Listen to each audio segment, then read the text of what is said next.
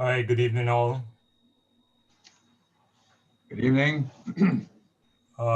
Michael Brown, welcome George, Ms. Walker and Dr. Ramsey. Will be starting at 8 sharp. So looking forward to your contributions.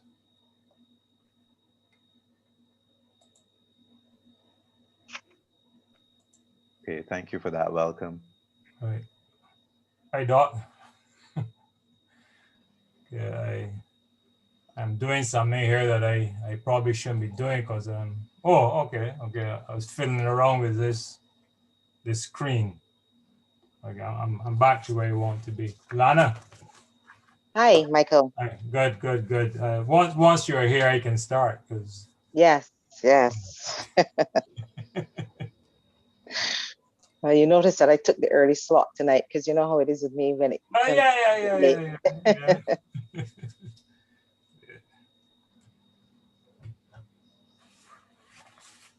Yeah. I have my alarm set at 4 o'clock, and invariably I am up to turn it off.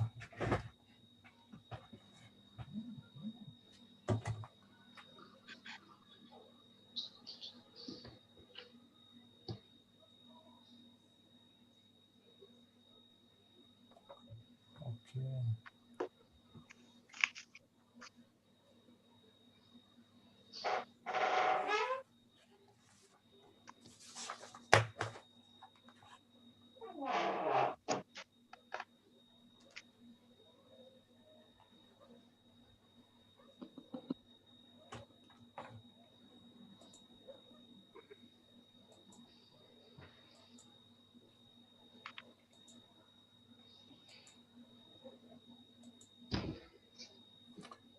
All right. Shannon?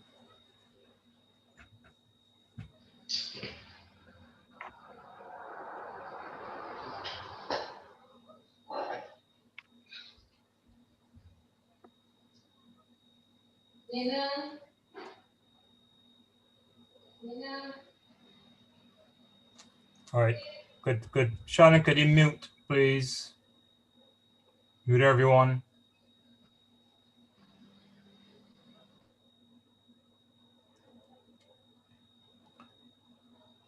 Good evening, all, and welcome to another in the series of conversations in the Trinity Chapel.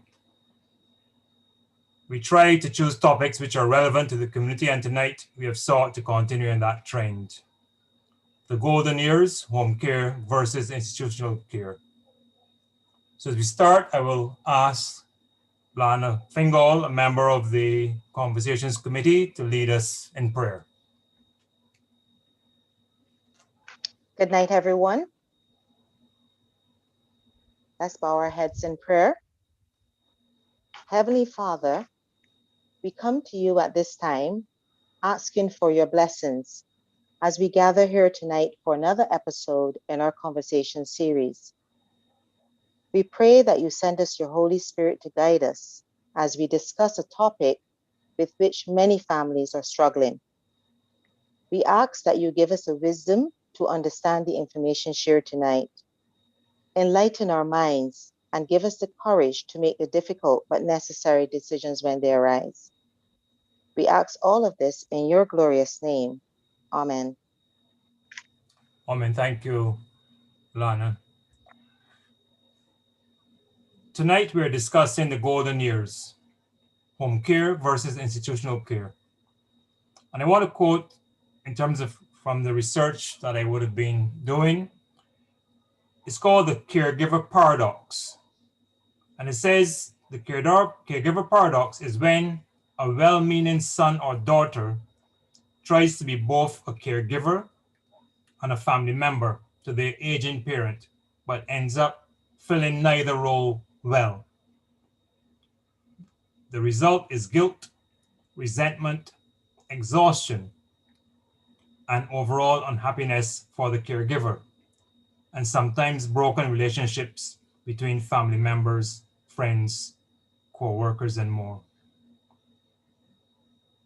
Tonight, We hope that the contributions made will assist you in confirming the decisions you've already made, or will make you more confident in any decision you will make regarding the care of your elderly family member.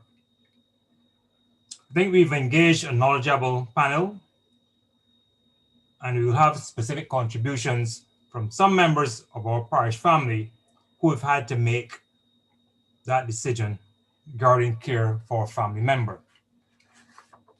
Some housekeeping matters. Please mute your audio. At question time, raise your hand or place a question in the chat. Unmute when you're called on to speak. Cautionary tale. At times, the media covers the series. Therefore, we ask you to be mindful of the comments you made because they may be reported on. So we have a panel. Ms. Colleen Walcott, who is the director of the National Assistance Board. We have George Griffith, who is the coordinator of the National Elder Care in the Community Project, which was mentioned in the September 15th throne speech. And we have Dr. Ambrose Ramsey, a consultant gerontologist. And I just want to quote something that, in terms of my research, Dr. Ramsey noted that ideally, everyone's goal should be that of aging satisfactorily. That is, reaching old age without the burden of disease. This would mean elderly persons could care for themselves longer without needing immediate intervention from relatives, private care institutions, or government. And I will also ask Dr. Ramsey to tell us why there are not hundreds of doctors in his profession. From my research, there were limited persons, so you might be able to convince some persons tonight to travel in that area. So as we begin, I will ask Ms. Walcott to lead off the discussion. Following Ms. Walcott, we'll have George Griffith and then Dr. Ramsey. To you, Ms. Walcott.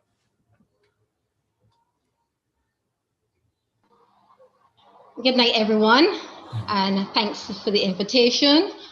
On behalf of the Board of Management of National Assistance Board, good night to the clergy, to my fellow panelists, to the members of the Conversation Committee, and to the moderator, Mr. Michael Brown, and to all the congregants and those on the platform. What I intend to do for the next 5 to 7 minutes, the time that I have been allotted, I'm going to look broadly at the services of the National Assistance Board, why we exist. I will look at the goals of those services, the model of care which inform those services, whether home care or institutional model, and then identify the benefits, disadvantages, advantages, the gaps and the deficits in the services. And if I have time, I will touch briefly on care in COVID-19 environment. So if I just look at the National Assistance Board, National Assistance Board is one of government social services agencies, and we deal primarily, and I say primarily, offer services to the elderly in the community. And why I say primarily is because there are some younger persons who benefit from our services. If we look at the home care service, there are disabled persons who are not yet 65 who benefit from those services, and some of our other services, younger persons can benefit depending on the need. So in terms of our services, the one that we're most synonymous with, the home care program, which delivers services in the homes of elderly persons in the community. And that helps primarily with the activities of daily living, whether it's bathing, cooking, feeding, washing, and cleaning. We also have a residential component, which is our Vauxhall Senior Citizens Village, where persons who are capable of independent living can live. It's a village. It's not a home. It's a village. Persons live there. They pay. It's a government facility, but they pay some level of rent depending on their income, and they're expected to perform the activities of daily living just as though you were living in the community, just that the configuration is in one location. We have the accommodation, so residential is the long-term accommodation at Vauxhall. Then we have the short-term accommodation at the Lancaster House that came on stream in 2017.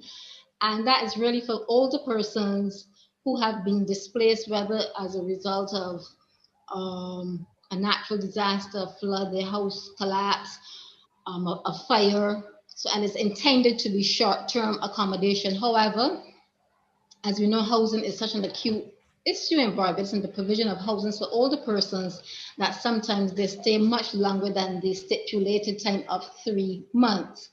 We have the Jocelyn Elderly Daycare Program that came on stream into 2017 as well, between 2015 and 2017, where it is just like it serves a dual purpose. Elderly people who can remain in the community but need some level of supervision while their relatives or the caregivers are out to work, or may not even be out to work but need a little bit of respite. So that too is also a paid facility, but very, very heavily subsidized by the government, because the fee for that is $25 per week, and it comes with your basic needs being met. There is the recreational activities program, which aims to reduce social isolation and help elderly people to stay socially connected and contribute to their mental health. And that program is located in the community within 20 centers, and we use a lot of borrowed building, whether it is church halls and community facilities. And then the Clyde Gollop Shelter for the Homeless Men, which caters to 34 homeless men on a nightly basis. It is now a 24-hour facility offering just more than a nightly bed. And the baby of the services which we offer is the Community Elder Care Program, which Mr. Griffith, which falls under the purview of the National Assistance Board, but is coordinated by Mr. George Griffith.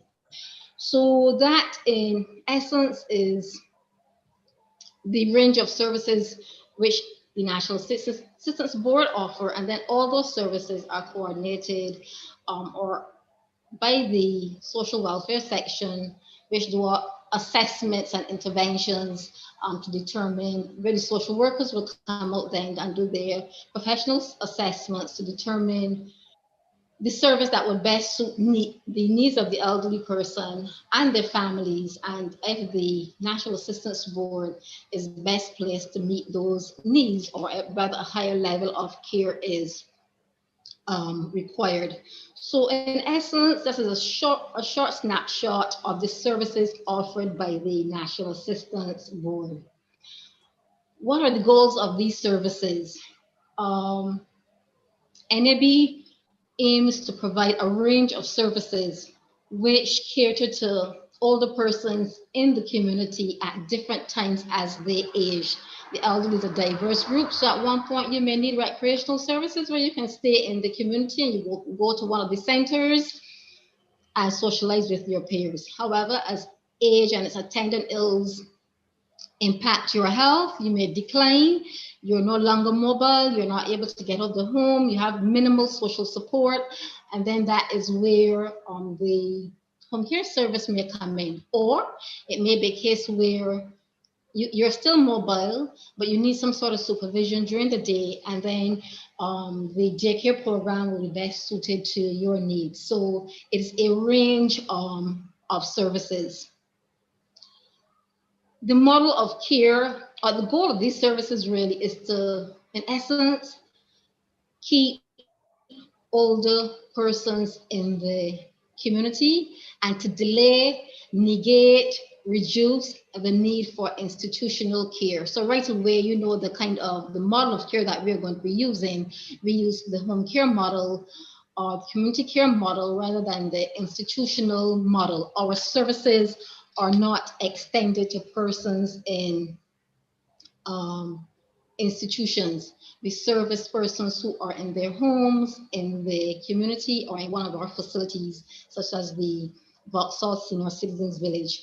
And the primary aim is to keep persons out of institutional care and reduce that need. So we do social care as opposed to medical care.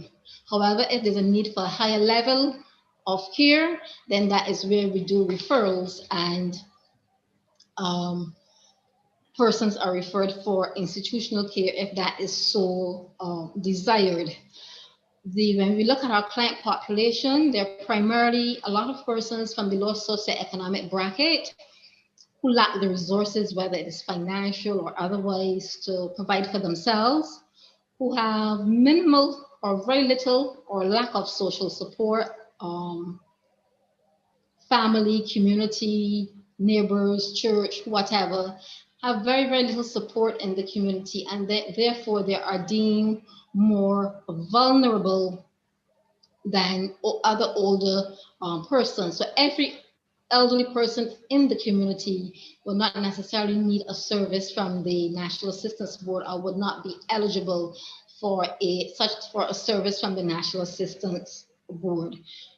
So to reinforce, our goal is to keep persons in the community, in their familiar environments, aging in place for as long as possible, while building the support services around them. Now, the model of care which we use the community model of care, the domicile, some people call it community care, domiciliary care, home care, domicile care, all the same thing. And if I can go back a bit, the British, this community care or domiciliary care, we use it interchangeably, is really a part of the British model from the 1970s, which was meant for deinstitutionalization, because it was felt that keeping people in their communities and treating mentally ill or physical ill people, including elderly, in their homes was far better than putting them in an institution where sometimes the treatment could be impersonal, it could be inhumane, they could have been subject to abuse. And therefore that was the British policy around the 70s. It really got some traction in the 80s, and more so because it was viewed as a very, very cost-effective measure and a way of treating and caring for persons who request services from the state. As you know, with policies, we too here, depending on the jurisdiction, adapt and adopt policies to suit. So even while in the 80s, that community model or domiciliary care model was gaining traction in Britain, around 1980s, it was around the same time that the home care program started in Barbados, and at that time it had the same goal. The whole policy of deinstitutionalization and moving people away, especially older persons, away from institutional care and keeping them in their homes. And over time in Barbados, different administrations as well would have pursued that model of care, the community-based model of care. One, because sometimes there's certain conditions if you're going to be getting funding from external donors. I remember at one point I was on a task force and looking at this home community-based care where funding could be made available as long as it was not going to institutional care. And that task force was being funded by the European Union. So you can understand why, if they're not funding or supporting institutions in their jurisdiction, then they're not going to do it in for other external entities. So over time in Barbados, if you've looked at it, policymakers have pursued the whole model of community-based care as a more cost-effective way. If you look as recent as the 2018 BLP manifesto, they talk a lot about community-based care and offering incentives to community groups and churches and faith-based organizations to develop more more community care in the community for older persons to shift away from institution and institutionalizing older persons. Now, what are the gaps? What are the benefits? What are the disadvantages as it relates to home care versus institutional care? First, as I would say, from the policymakers' perspective, home care is a more cost-effective way. And I'm sure Dr. Ramsey will go into this in terms of what it costs to keep a person in a hospital or an institution versus what it costs us at National Assistance Board to keep an elderly person in the community. For home care persons in the home care service, our main expense comes from paying staff. We have a staff complement of 252 persons, and about approximately 200 of those are persons employed either in the home care service or in the facilities as caregivers, delivering services to older persons. And then of that 200, 173 are in the community between the supervisory levels and actual home care workers delivering service. So our main expense for incurred as a result of having the service in the community will be salaries and wages. When we look at where it becomes cost effective for government, if you look at the context in which we are operating, this population aging, people are living longer, healthcare is increasing while fiscal revenue is declining. There's also increased non-communicable diseases, the whole maintenance cost of maintaining institutions. So from that perspective and in that context, community care was seen as a more cost-effective measure for governments and for policymakers, although there is some criticism that at this point where your elderly persons and your vulnerable persons most need you, that governments have been withdrawing and trying to shift the responsibility on families and the community, but that's a whole nother discussion in itself. So that be a benefit to policymakers. So are there any benefits or advantages or disadvantages, and what should be considered if you as a caregiver are opting for home care or institutional care? And one of the things that you have to look at as a caregiver when you're making that decision for yourself or a loved one, a relative, is what is the level of care that that elderly person require? Are you capable of delivering that quality of care and that level of care? So the person may more need, say, social care. You may need a little bit of reprieve. Home care, come in and do a little cleaning, or you can send that person to daycare during the day and they have some supervision. You get a little respite. But where the person that you're caring for require more medical care or more supervision or more acute care, where the person may have Alzheimer's or dementia, how are you able to cope with that care as a caregiver themselves? And very often we have a lot of elderly people caring for the elderly. At what cost to your health? You may have challenges yourself, and I've known of many people who would have been giving caregiver, and the stressors of caregiving make them more susceptible and vulnerable to illness. Sometimes they end up dying, sometimes they end up requiring more care than the person for whom they would have been caring. So those are some of the questions as a caregiver that you have to ask yourself. Are you able to cope with the demands of care? Sometimes we have what we call the sandwich generation, where you're not only caring for, you've just retired, you're not only caring for elderly parents or relatives, but there may also be grandchildren. So then, therefore, you become known as a sandwich generation, given that level of care, and then you're at least can lead to self neglect. Do you have support? Where are your siblings?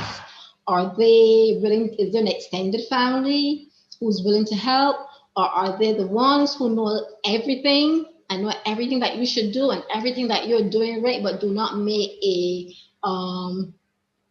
contribution, or they know everything that is wrong with the system in Barbados, but are not willing to give any support? Can you afford institutional care? Because institutional care does not necessarily have to be from the state. There are limited number of bed in state facilities. Dr. Ramsey will go into this, I am sure. Can you then afford private institutional care? Can you afford a private nursing home? Or sometimes those fees can be very exorbitant, along with all the other incidentals that come with that. Are you able to cope with the guilt that comes with putting a loved one, a relative, somebody in an institution, and then sometimes the impact that you get at your hands of relatives or the very same community that is not offering that support? Are you able to cope with all of these things? Do you have the resources and understanding that this care may go on? It can be abbreviated, it can be short, or it can be very long. Do you have the resources over time? Not only financial resources. Caregiving is very hard. And I always say that I commend those families. Yes, there are families who abandon for whatever reason. And every time somebody abandon or leave somebody someplace, it doesn't mean that they don't value their family. Some of them just cannot cope. So all these considerations that you have to take into account when you're going to be making that decision. And finally, very often we make these decisions and we forget that, hey, the person at the center of this is the elderly person. So very often you will get a referral to our department, to the social work department, asking for institutional care for an elderly person. And then the first thing you ask, if you're really trained and know what to ask, have you talked to this person? And then they say, no. Is the person cognitive? Can they understand everything? Yes. But then we always recommend, but you need to have a conversation first from that person. It can be disrespectful. It is disrespectful, and it can be very shocking for a social worker to just turn up and say, well, okay, well, I come here to do an interview for institutional care. And that's the first time that the elderly person is hearing about it. So sometimes some elderly persons, they're diverse. They have diverse resources. They have diverse capacities, and some of them are able to make their own decisions, and some of them are quite resistant to institutional care, even when it is really needed, when they can no longer function in the community. The concept of institutional care is, and it depends on how you sell it as well. The concept of institutional care is still, for older persons, very old persons, is still very much bound up in that whole concept of house, and you're putting them away. So you have to be very mindful as to how you voice or thrust that decision from an older person who is quite aware. Some older persons have made up in their mind very early once they have the resources. Some people have pensions which are able to sustain them over a period of time in a private facility, and they're able to make that determination. So the whole concept of self-determination is very important. But you must take the older person into account very often, because we do not have the linkages between the levels of care. So home care may go in and do a service, and then that person is left alone for the balance of the day without any supervision. Can still function in the community, but because we do not have that support service, then sometimes you may recommend institutional care. There are instances really, sometimes when you go, what is required is not institutional care, but because of the housing conditions, and housing conditions are very, very acute person social problem for many older persons in the community. You have to deny them service because it puts a worker at risk. And then sometimes your other option is institutional care. When really and truly with support services in the community, that person would not need to take up a bed that is really, really required by someone who needs medical management. So there are a lot of things to take into consideration. And if I touch briefly on care for the elderly and COVID-19, COVID-19 has really, really shown up and has magnified the issue, has really created a nexus as it relates to the care of the elderly. Because on one hand, you're pushing active aging and people staying socially connected and getting out there. And then at the other level, you're having all these restrictions for older persons. And ironically, at the time when you most need um, the services which are most impacted are the services in the community for older persons. So to this date, from since March last year, there's almost entirely 1 year that our Georgetown Elderly Daycare Facility had to close because of COVID. Our recreational program had to close because of COVID. We've started some um, online intervention, but that has also closed because of COVID. And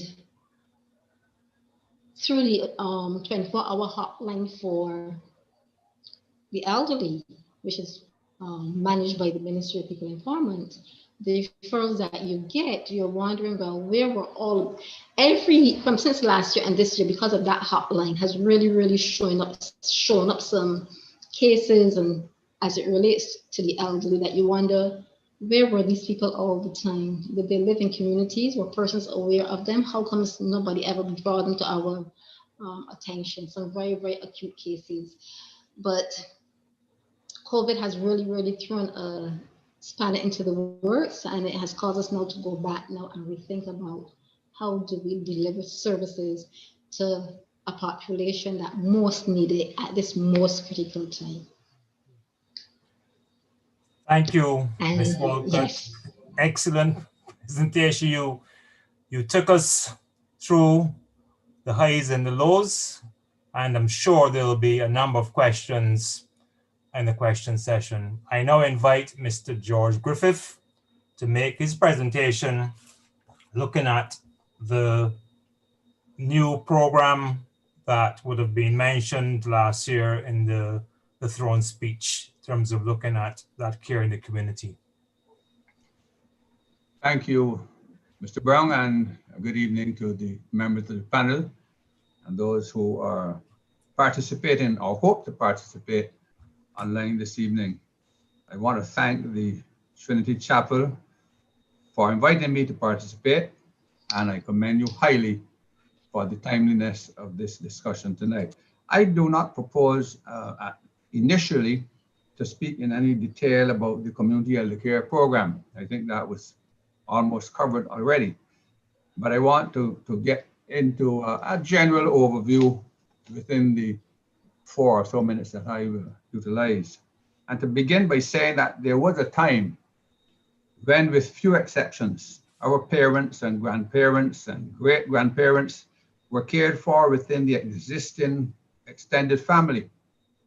Modernization, however, while bringing considerable improvement in our quality of life at all levels of our social and economic functioning, has ushered in unprecedented change and adjustment in the ordering of society, including family structure and relationships generally. With the exception of children of school age, almost all able-bodied members of the family are expected to work in order to maintain the lifestyle to which we have become accustomed and to which we seem obligated. Because of this, it is not uncommon to find a significant number of houses seemingly empty during working hours, with members at work or at school. Elderly relatives, mostly parents and grandparents, and those counted among the vulnerable, regretfully are left alone at homes and in houses which are not necessarily user-friendly, especially if they are experiencing any of the many and varied non-communicable diseases so prevalent among our citizens today. This brings me to the core of our discussion tonight: home care versus institutional care. I do not see these as competing with each other or as either or, simply because they can both be very necessary depending on the existing situation. Home care has its place depending on the health and level of functioning of the seniors, as well as the available support system. Institutional care, similarly, has its place when the level and intensity of care required cannot realistically be provided at home. I will wrap up this initial statement by making the point that, as stated by the World Health Organization, a society is measured by how it cares for its elderly citizens. I understand this to mean that a society is measured by the way it treats its elderly population. Hopefully, tonight's discussion will bring into very sharp focus the need for us to recognize that in the fullness of time, we too will one day become senior citizens. That is, if we live long enough. We therefore have a sacred duty to put in place such systems as would be necessary for the peaceful and enjoyable evening of our days. Far too many of our vulnerable citizens are simply drifting along because they are invisible in plain sight.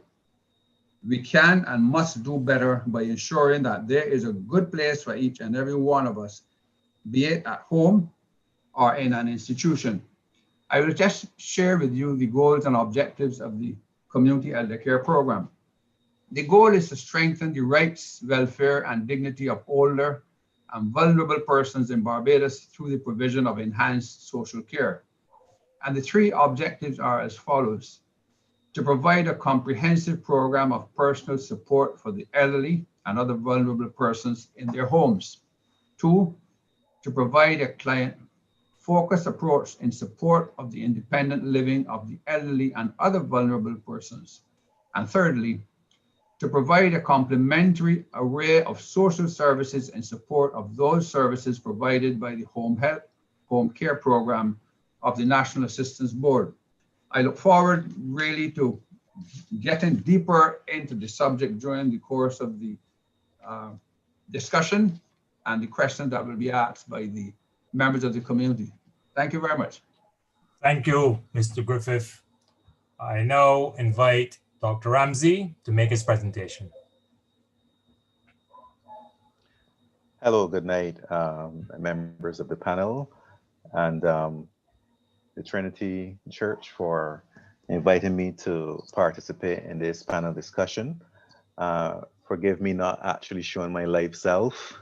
My camera is glitchy, and hence it's better to see a picture of me rather than nothing at all. Right, I'm gonna just briefly touch on a few points as it relates to the topic, the golden years, home care versus institutional care. And we need to first look at why do, older persons in particular come to need these services, home care and institutional care. Now, again, depending on what part of the world you live, an older person, the defining factor of aging could be either age 60 or age 65. We in Barbados are accustomed to using age 65. And, many of our qualifying factors for access to services relating to the older persons are refer to this age of age 65. But as Ms. Walcott would have mentioned earlier, we too provide services for persons who are much younger than age 65 as well.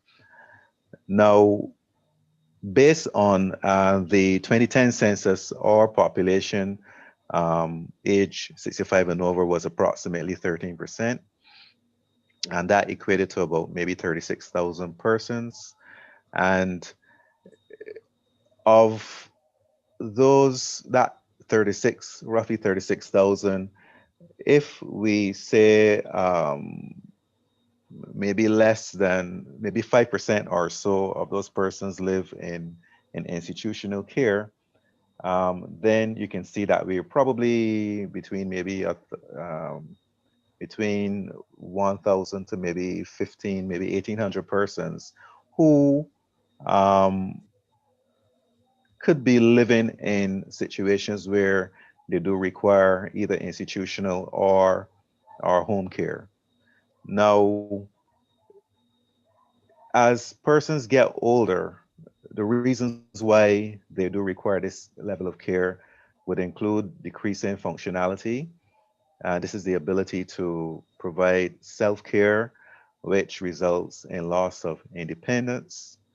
And of course, with loss of independence, you can have emotional emotional consequences like loneliness, isolation, depression, and so older persons are really have a lot of emotional issues to deal with. And a contributing factor to this often is the fact that once one retires, income decreases. So the lifestyle that one lived before, is no longer easily supported unless there's been significant financial planning in the many years preceding retirement.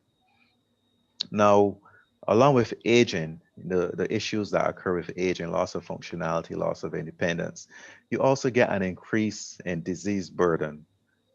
You keep hearing of the chronic non-communicable diseases, diabetes, hypertension, obesity, to name a few.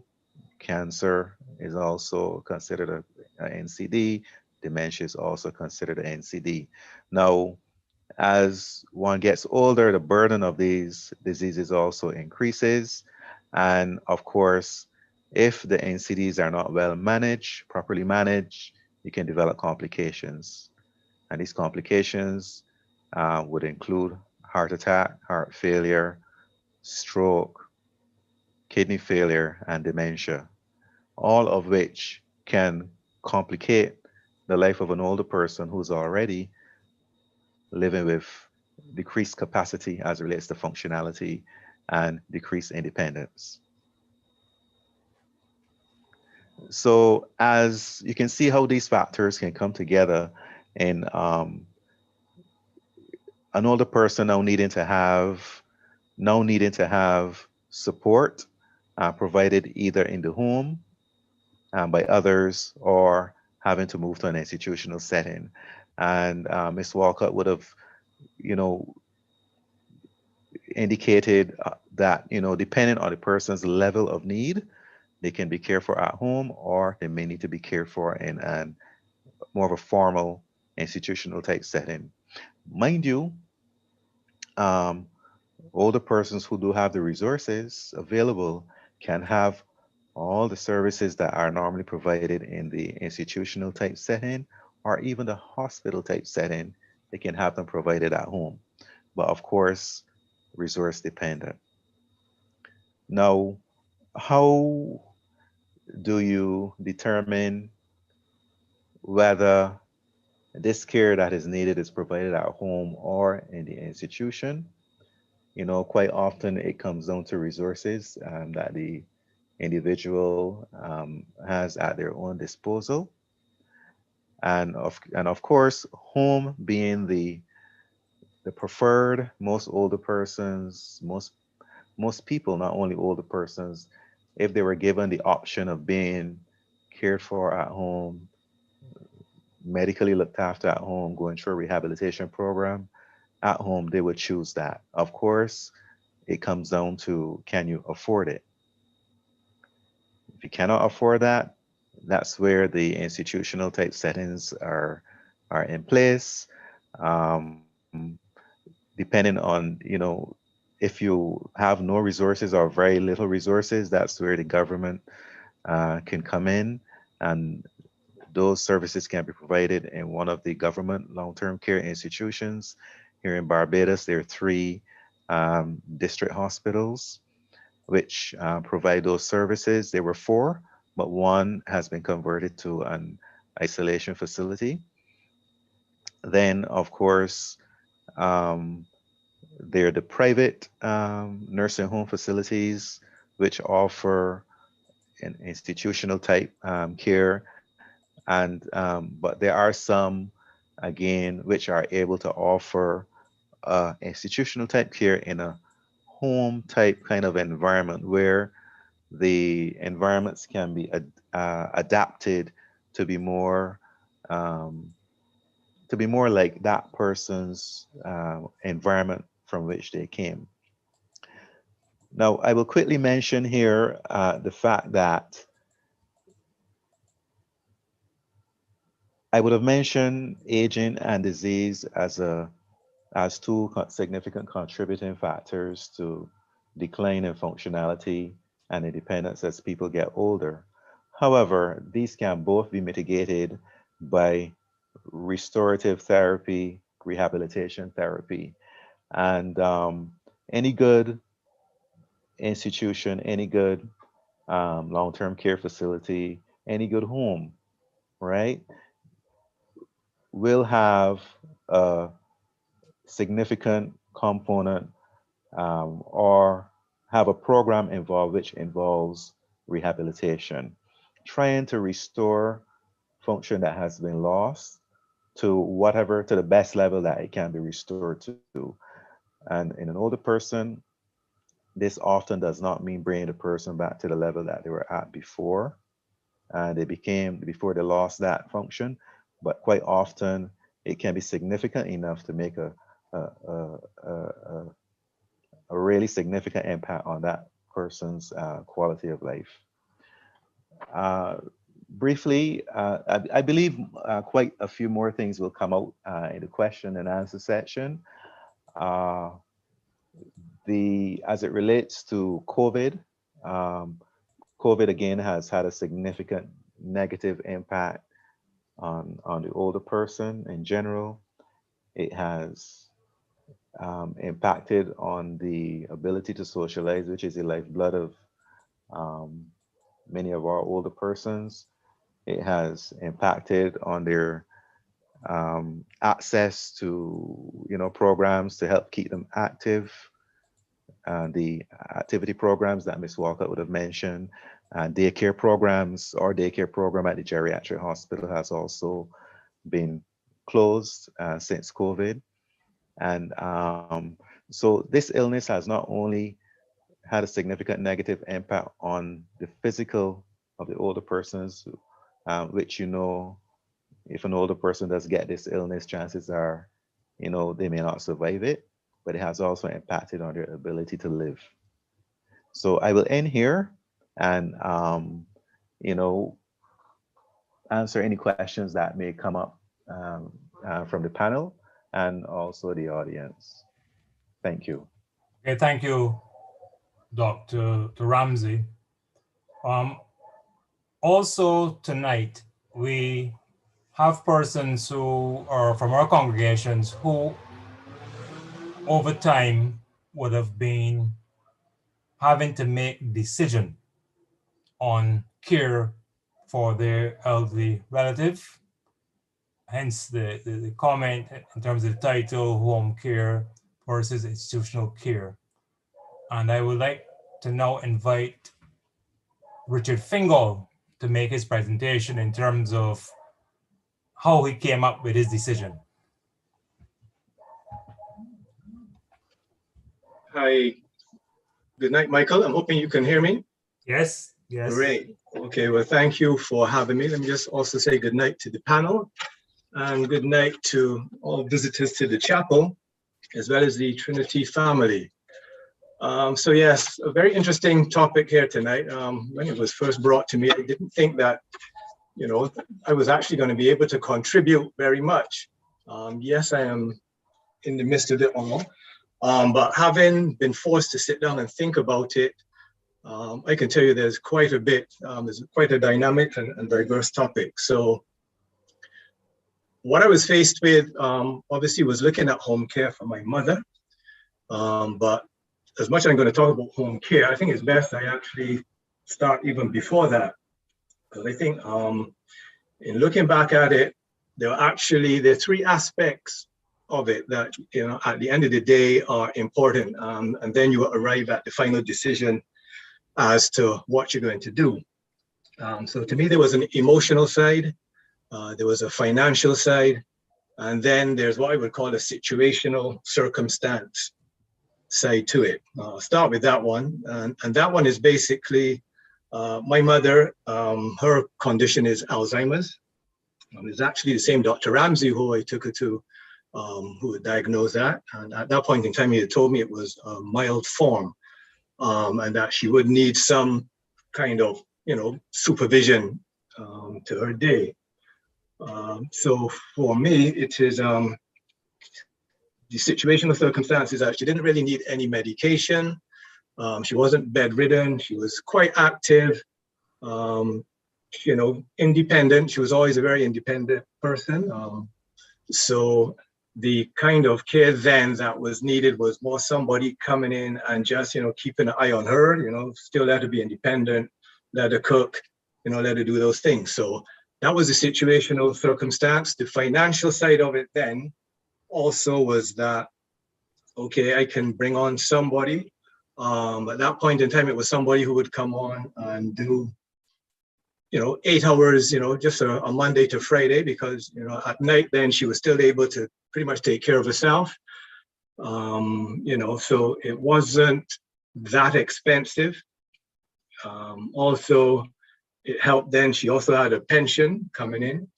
She would have had savings by, being in the workforce, obviously for 60, probably more like 50 years. She actually retired early. And having a house with an apartment. So therefore, there's also some investment income coming in. The other element to it is the emotional side, which to me, at that point in time was probably, if you put these three views on a sliding scale, the emotional factor was probably the biggest one, and which carried the most weight at that point in time. So for me, as I said, I am one of 3 children. So as much as, the burden wasn't necessarily totally on me, it's split in 3. I have a brother and a sister also who, would have had to have made this decision, but it reached a point in time where we said, okay, we have to do something. We're going to have to, either investigate a home, or we're going to have to, the options were, she can't stay alone. So we could either bring in somebody to help her. She can come and stay with one of us, or we can rotate between the 3 of us, or we could probably put her in a home. But once again, because it's an emotional thing, this is somebody, and most people should, I guess, experience this. This is your mother you're speaking about, or it could be your father, somebody who's raised you from day one, invested a lot of time, effort, taught you right from wrong, just as a major investment in each child. So when it comes to this point in time, you're not just going to, it's not a clinical decision, where we're putting you in a home and that's it. So you're going to want, your parent would have wanted the best for you when you were growing up. Obviously, you wanted life to be a lot better than what they would have experienced. So that was a decision then that we, the 3 of us were faced with. What can we do to make mom comfortable?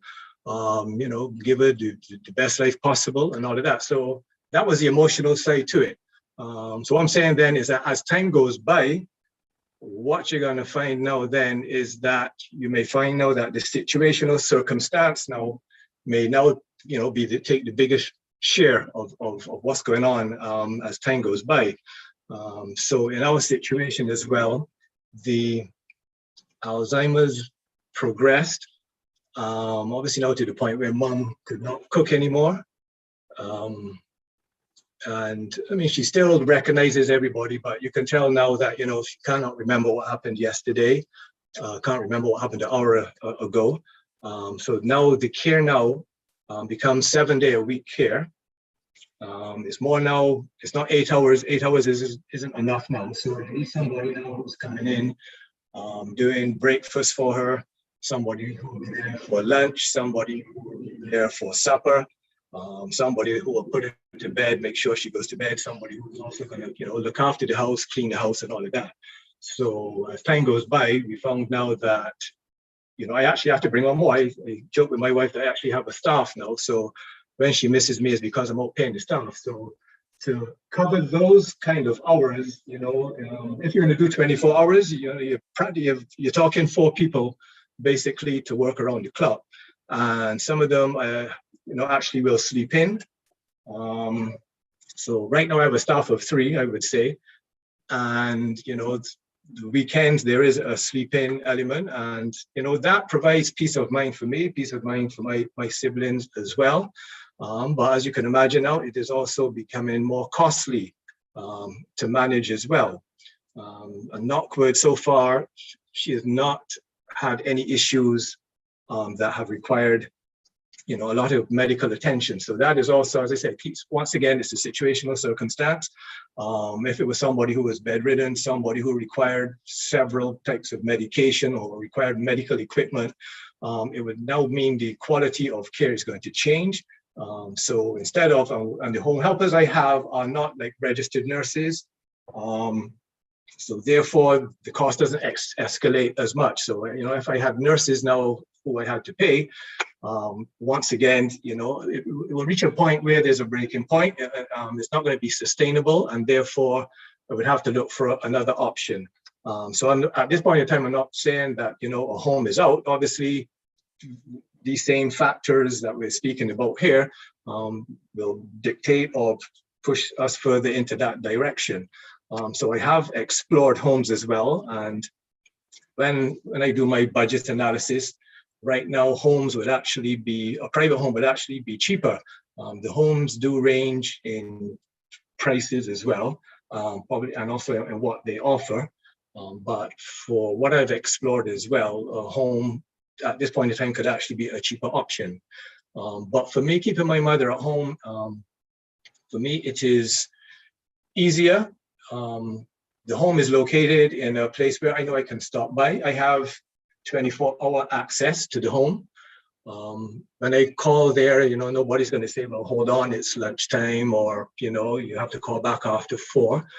I can go there if I feel like lying down across the sofa, or go and lie down in the bedroom. I could spend the rest of the day there. I'm not going to have that type of access if she's in the home. So those are some of the types of things, obviously, that we've looked at. So it's comfort, it is access, peace of mind. At this point in time, it is manageable. I also have control, obviously, over who I have hired to look after her. So whereby when you're placed in an institution, you know, you pretty much will have to accept the staff that you find. But in this instance, I still have some level of control, and I also have a level of kind of knowing the kind of care that she's getting. I know the personality that she is as well. This would be my mother, and what personalities work for her. And right now I have from, I'm going to say probably the oldest person I have there right now is probably maybe about 60, and the youngest one is probably late 20s. So, so, you know, and they obviously will, you know, engage her in you know, in their own way. So at least that keeps it interesting as well. My biggest challenges, I would say, would be covering holidays, you know, so like anything else, they're employees, they have to go on vacation. So now I'm scrambling, you know, obviously, to find a proper replacement, a good, adequate replacement. This COVID situation was another one. What happened there for me as well was that you now had a situation where there was a curfew in place. You had to look for emergency passes. they weren't always easy to come by. In some instances, I actually didn't get one or two for the person. So therefore, I now had to have somebody either sleep over or somebody work an extended shift, just so that you could get that type of coverage. The other things too would be hurricane season, where there's a hurricane coming. Obviously, those individuals, caregivers, also have their own respective households also to look after. So you have to figure out, okay, if there's going to be a shutdown or we're about to experience a near miss, are they going to be at home, or I have to bring my mother over by me, or she will stay at my brother or something. So, you have to make obviously adjustments for it. So there's always, for most of the year, it's fine, but obviously like life, you are thrown some uncertainties. There are situations that you have to deal with. So at this point in time, I would like to believe that she's comfortable. I'm comfortable. My siblings are comfortable. Clearly, this isn't something that, as we were growing up, we figured that, this is not something that we thought about. That you'd be looking after your parents. Your parents were always the strongest and wisest people you ever knew. But it does reach this point where you will have to make a decision, and now you are looking after them and they're no longer looking after you. But I would like to think, for me, it's been fairly good. I have rational, I think Ms. Walcott had mentioned it. You could have siblings who do not agree on anything. Luckily for us, we can reach a consensus pretty quickly as a family. And so far it has worked out pretty well. I'm not too sure, there's not much more I can add. That's been my experience, and I wasn't given a brief as to how much time I can take up. So once again, thank you for having me. Thank you for letting me share my experience. I'm hoping it can help, somebody who's about to face this, or somebody who's in it, probably give you a different perspective. So I'm also open, to any questions should anybody have anything to ask. And thanks again for the opportunity. And I hope you'll have me back at some point in time, maybe on another topic. So thank you. Have a good night. All right. Thank you, Richard. I will now call on Diane Gazette, who will offer her experience in terms of the management and care of her mom.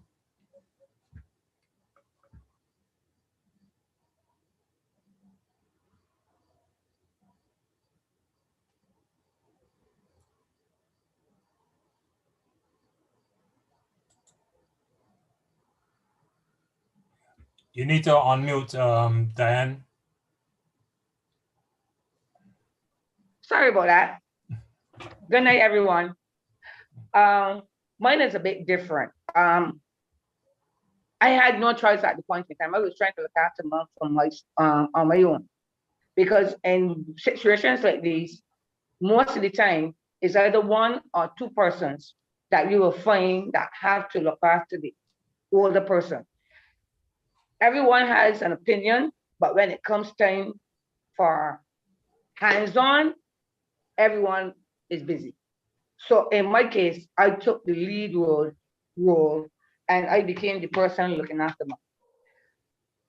mom. In the initial stages, I used to take her to the salon with me, and she would be at the salon just sitting and looking out through the door and through the window and chatting along with some of the people.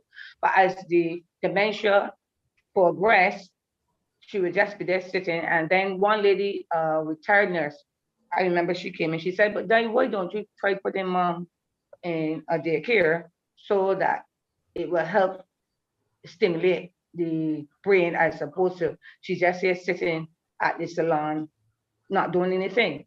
And I remember I started off in St. Barnabas Daycare Center. No, I used to have to get her there for 8 o'clock, and the latest I had to pick her up was 4:30. No, that became a problem, because what happened is there's sometimes when I have a late client, and sometimes it used to go over the time, and to get there for 4:30 with the rush hour traffic proved to be a big headache. And then, although you will call ahead, when you get there, sometimes the workers, I guess, they want to go home after a long day, so they'd be very angry. So afterward, I had to finish that and find something else. Let me do something. To tell you honestly, I had to rely on God. It was a hard decision to make, a very hard decision to make. I prayed. If my car could talk, it would tell you how many tears I shed, agonizing over what I should do. As time progressed, Mom got a little worse. To tell the honest truth, we couldn't leave Mom at home because there was no one at home. Everyone was out working. And what prompted me to is one afternoon we came home from work and Mom was conversating through the window with a guy on the outside. And I said, Mom, you know this guy? No, I know he's just talking to me. I'll be a gentleman. I said, but geez, this is how it happens. You have a lot of fraudsters out there that come and prey on the elderly. My fear was he might gain her confidence. She let him into the house. He either rape her, kill her, rob her, with the case may be. So that was a big headache for me. Anyway, I continued to have her at the salon with me. That was a burden in itself because then it's supposed I have to go out. I would say, Mom, don't move. I'm coming back here. By the time I get back to the salon, Mom catch the bus and go somewhere. And pour me now in a pickle. I can only hope that she caught the right bus and on her way to St. Philip. So I would call home and they say, Rob, I just leave Mom at the salon. She's not here anymore. I went to get so-and-so and said, I'm coming back. Mom got on the bus. I can only hope that she's on her way to St. Philip. So I said, call me back in an hour and a half or so. And once she's home, then I can breathe a little easier. Okay, that started. She caught the bus. One or two people would tell me, well, they saw her in the bus stand. Sometimes she goes down in the wrong lane, or whatever the case may be. But no, sometimes over the monitor, they would say Sunrise Castle bus at gate, whatever the case may be. So she said her sense enough to go and get she bus and get home. One day, while Robin was home studying for an exam, Mom was home because Rob was saying, well, don't let Mom come down this today. I'm gonna be home. Let her stay home. I don't know. Robin, she happened to doze off because she was doing a professional exam. Robin, she happened to doze off. Mom sneaked out of the house. Refused. If she had locked the door, Robin would have heard when the key locked in. Mom took a chair, put it up against the door, went to the bus stop. So after a certain time, I called and I said, Rob, Mom home, because I can bring up something for her to eat. Rob said, hold on, let me try. When Robin went into the bedroom, Mom was nowhere in the bedroom. I said, I have to teach a class that I remember it was a Tuesday. I said, she called me, she said, Dave, Mommy ain't here. And I know when Mommy leave, I put the doors off. I said, okay, don't panic. This is 5 o'clock, no, there's no leaving work. I said, I have to teach a class for 6. After 6 o'clock, I'm gonna call you. Hopefully she will be on her way home. When I finished the class at 7, and I came out and I called Robin, Robin said, Dave, Mommy home. Oh my goodness. Well, you know now, my belly drop out, as people would say, belly hurting. Because my fear was, it occurred around the same time the lady from Bathsheba had disappeared and no one found her. So I'm thinking, Mommy out all day, have not eaten, probably feeling bad along the way. Praise. I start to pray. I said, Lord, all I can do is put it in your hands. Guide her wherever she is safe. I said to Robin, okay, I'm gonna go back to Bridgetown just in case she got on the wrong bus and she finally found her way back to Bridgetown. I'm gonna go back to Bridgetown, check the salon. Check me in Broad Street, looking through every nook and cranny, every alley. I parked the car in Independence Square. Came up, went into the bus stand. Luckily for me, I saw a lady in the bus stand. She said, "Dai, what happened to you? What are you looking for?" I said, "Looking for mom." She said, "You know something? Your mommy caught the 1 o'clock bus with me, but she did not take the bus from your bus stop. She walked down to the Sam Lawrence Castle Inn and caught the bus from down there. But you know what? When the bus got to Oilstains, the bus broke down. And I can't remember seeing her in the Bridgetown bus. She probably went Spice Town. Oh, gracious me now. 7 o'clock in the night time. I up and called Rob and said, "Rob, mommy, let's caught the bus to Spice Town." Rob said, "Don't worry, I go in Spice Town." I said, "Don't worry." I said, "You go Spice Town. I am going to go the South Coast." I went Chauffeur. Every bus that passed, I jump into peeping to see if I can see the little white hat she used to wear, a fedora white hat. From Oilstains, from Chauffeur, I went Oilstains. I frequent the whole of Christchurch area. Robbie called me back up to 8:30 and said she spoke to the spy, I think you used to call it spy back. And he said, "Yes, I remember seeing the lady, but I don't know where she went." My other choice now was to call the police and explain to the police if they heard anything about a missing lady. My mom is missing, she has dementia, describe her and everything. I drove back to Oilstains and this is about going 9 o'clock now, drove back to Oilstains and I was standing up talking with the spy. And he explained to me that, yes, he did saw the lady and what she had and everything. And he said, "I pray to God that you're feeling because it ain't easy." I said, "No, I can't sleep tonight at all if mom don't come home because this is a hard one." I saw a bus. I run down to the bus stop, check me now, jumping aside. I can't peep through the windows to see if I can see her. I didn't see her. A second bus came up, but that time I was talking to the fella. And I said to him, he said, "I wish you luck." And I said, "Well, I'm going to go to the police station here on station now. I lay a second complaint, a second missing person thing." Just as I drove in, because remember I said, "Lord, in your hands." Just as I drove into the police station, a cab came over me. And I said, "Lord, you just handled it." Robin called me on the phone. Mom turned up. You know what happened? Mom caught the right bus, got off at the right bus stop, but then because it was so dark, she couldn't find a way not to find the gap to get home. So she got off at the bus stop, went to the shop where I had all the fellas and things drinking. And I was standing there, "I want to find where I live." And the guys keep saying, "You live across there, look, that's gap you're under." But because at that point in time, I think a lot of rain had fallen that year. So the grass had grown really tall, so she couldn't see the gap then from the bus stop.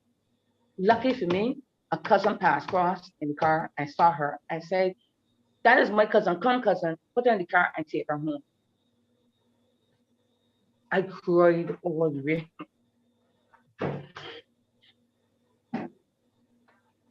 I cried all the way home. When I got home and I said to Mom, "Mom, where did you go? You had us scared. What did you eat?" I can laugh now. Mom opened the bag. I remember I had a golden apple tree and I used to wear some tiny small golden apples. And every time she comes with me, she will always pick the golden apples and put them in the bag. That is what she ate the whole day traveling about on the bus. The green golden apple. You understand? We laugh afterwards. And here, Mom, well, what about me? We just went for a little drive. All we could do is let her bed, give her some food, and go and sleep. From that on, I said, "No, can't take this no more." I said, "Mom, I'm younger than you and you're older than me. But continuing at this rate, I can end up in the hospital with a heart attack." I really can't take it no more. So the decision to put her in a home was a hard one because you're feeling like you felt like if you had abandoned them. And then you're gonna get, snippets around, oh, well, you put her in a home and that kind of thing, but no one knows what you're walking in until they walk a mile in your shoe. So for me, you have to do what you have to do. And that's the end of the story. Do what you have to do. I said, Mom, I started speaking to Mom. I said, Mom, I'm gonna have to put you in a home. They're not gonna abandon you. I'm gonna be there for you. I want you to go and eat, drink, put up your feet, and relax. You're in your golden years. We still have to work. So we cannot be home to look after you. If we could have, we would have. And to tell you honestly, it's okay to bring in people, but sometimes when you bring people into your home, unless they're, well, you can't say trustworthy because people got a tendency to search. And that's the funny thing about it. So we didn't want the idea of bringing people in while we at work and just posing out. So we didn't want that. So the object was put in. I put her in the home and I would want to pick her up, bring her out, take her for walks, do the normal things that she would normally like to do. And that's the end of the story. You have to do what you have to do. You cannot listen to the other voices outside because they do not know what you're carrying on, what you are going through.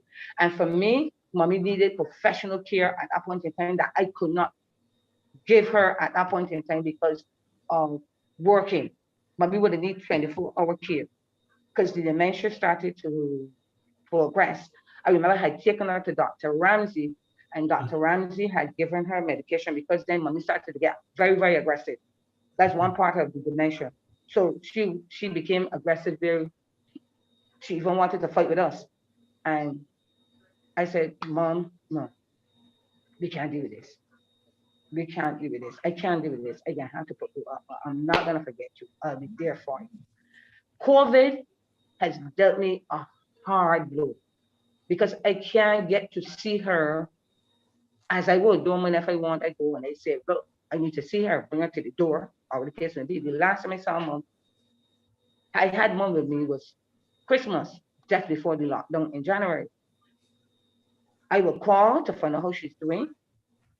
And sometimes I would go and I just say, well, bring her close to the door so I can get a look at her. And I would say, Mom, we stay here. She can still understand me, but Mom, at the stage now where she cannot communicate, the dementia has affected the speech. So she'd be speaking to me, but I cannot understand what she's saying to me. She can't do a sentence. She cannot do a full sentence. So I would say, Mom, how you feeling? You okay? She would say, yes. I say, anywhere hurt? She would say no, like yes or no, but to actually put words and sentences, it's like baby babble all over fresh again. But she's here in the land of the living, and while she's here, I'm gonna try to do my utmost best to maintain her the best way I can. I used to bring her to church, and why I had stopped, one Sunday morning, I brought Mom to church. And I really got to, I said, Mom, you going to church with me? She said, yes, and I brought Mom to church. And when they got in the car park, Mom said, in church, the car, I will not move. And they sweating yams up near the car park because it's hot. By the time I got in the church, I hear one thing, the reverend said, I was so flustered. And they said, no. I said, Mom, you had enough church. God understands. I gotta save my soul. You understand?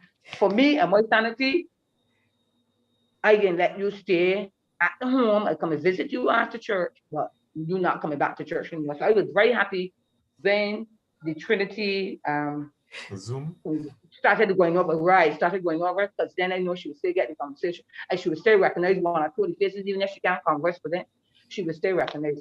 So that's my little piece. So if you have to put them in a home for your own sanity and for your health, or another thing, it was actually making me sick because I was taking it on so hard. See, it was my one. I was taking it on so hard that it started to make me sick. So no, your health is important. Your health is important. So if you have to do what you have to do what you have to do. Simple as that. And that's my piece on it. Thank you, Okay. Diane. Thank you for Thank you, Jim. sharing.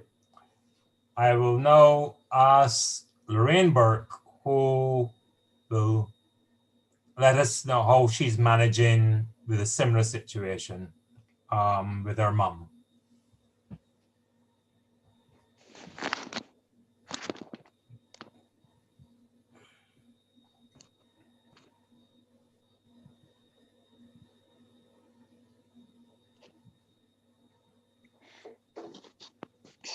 Good night, everyone. Can you hear me, Michael? Yes, good. I am in the baby stage in terms of taking care of the elderly. My mother appears to me as though she is all with us, but from what we experience, she is not. Now, I am in a family of 4. I'm the oldest, and I'm an elderly person too. Having retired now, this will be 7 years. And I have a brother in England, he's out of the way, a sister in Miami, and it's only my brother and I. So between the 2 of us, we look after our mother, which is not easy. We have just started what Diane has gone through. Just the other day, she left home and she walked. We originally came from just below Three Houses Park in a small little tenantry called Thickets.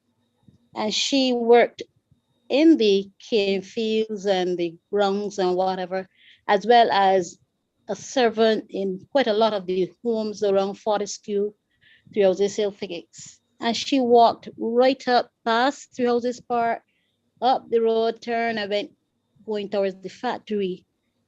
Got in a conversation with some agricultural workers, and she came home with a bag of produce. And there she was talking with a gentleman who she did not know, nor did he know her. That got us quite concerned. Unlike Diane, though, my mother is not as advanced in the state of dementia. She is a Jehovah's Witness and spends quite a lot of her time in the Bible every day. After getting her bath on mornings, breakfast, etc., she studies the day's text and she peruses the Bible quite a lot, which is good for us. But what we found recently with the COVID, in fact, she was with me when COVID first started. So I would set her up on the Zoom and whatever for her meetings and so on. But at home now, she doesn't have the Zoom.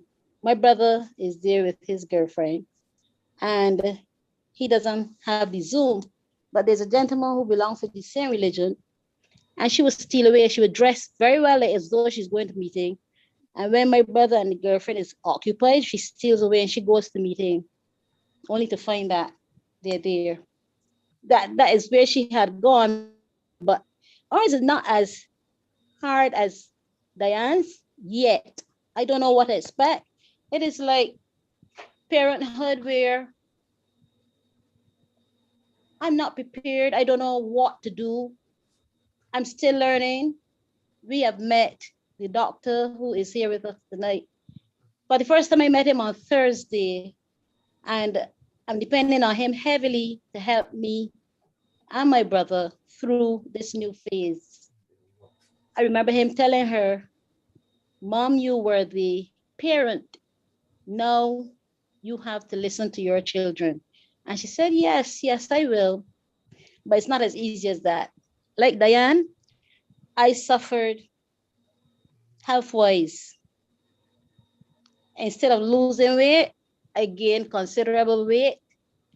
And I remember actually crying badly. I didn't know what to do. I would talk to people who would have gone through the same situation. And I remember putting my dinner. I put my dinner one day on the table. And when I came back, my mother had eaten nearly all. So I said, well, what happened here? She said, well, I don't know. I thought you put it for me. So she had eaten 2 shares and I got none. So I mean, And she didn't see anything wrong with it. But I mean, you're accustomed to putting my food. I said, yes, that's true. But at the same time, I didn't get any. It is difficult. When we took her to the doctor on Thursday, and she said she wasn't feeling well on Friday. Reason is that she had gas because she didn't have anything to eat at all Thursday. She was with my brother and I. So that's another thing that you go through with them, where they will say that they didn't eat anything. I hear the whole day, I ain't even give me nothing at all to eat. I'm so hungry. And yet she had food. So I am dependent on people like Diane and the doctor. And well, my brother's like me, we're no learning. Because when we left the doctor, and he had just told her, when you walk away, what will happen is that when you get there, you would not remember how to get back. And in between that space of time, coming out of the office to go to my brother's van, my brother said, Lorena, Mom. I said, she. And when I looked right, I didn't see Mom. Mom had taken a different path and was heading towards the traffic. Here I was trying to get into his van because we went all together in his van. So I had to run back and then, Mom, come. So now I've learned, put her to walk in front of me. Right. But no, I just walk behind you because you will lead the way better. I said, no, you walk in front of me. So it is not easy. We have not reached the stage where she needs to go into a home. She is in her home at the moment, which is very, very familiar. And I will just watch it and we will share, as I said. Sometimes she goes to Miami to my sister. Sometimes she's at me. Sometimes she's with my brother.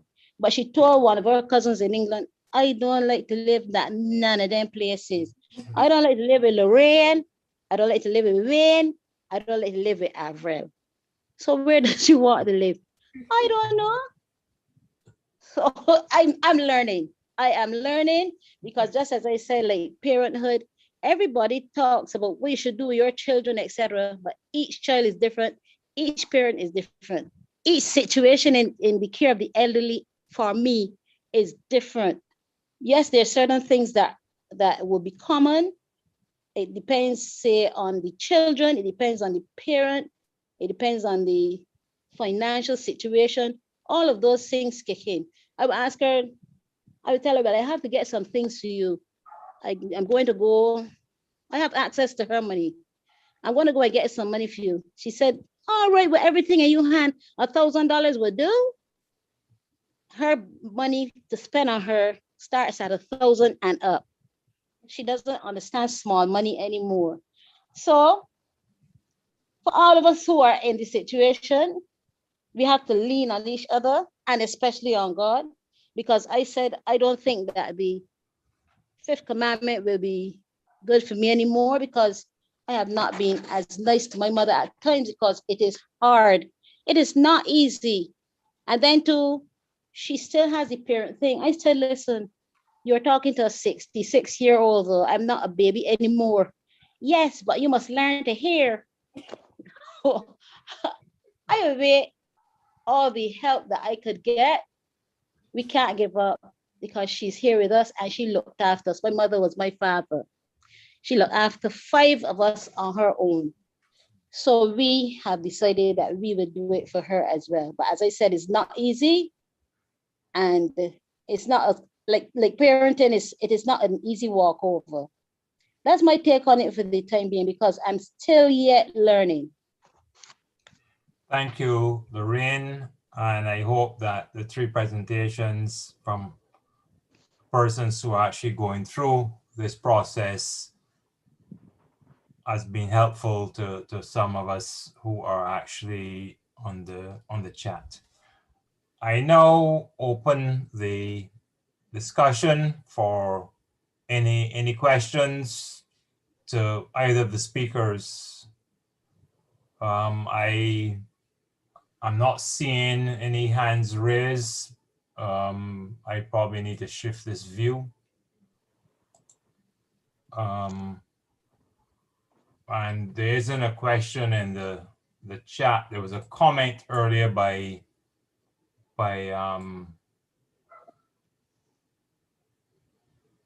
Betty.